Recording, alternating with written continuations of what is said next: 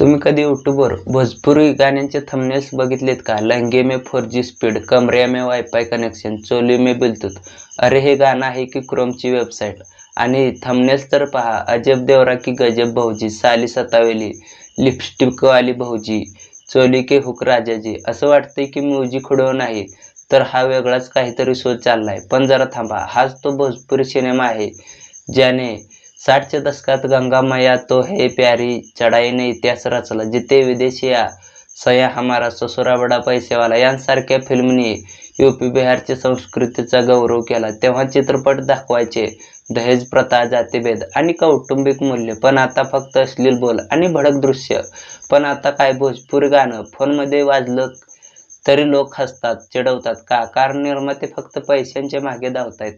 खेसारी लाल, पवन सिंह वर्षाला 10 ते 12 चित्रपट काढतात, पण क्वालिटी गायब. आणि गाण्यांमध्ये पांडेजी का बेटा, यादवजी का राज असे जातीय बोल असतात. यामुळे यूपी बिहारबद्दल चुकीचे समज पसरतायत.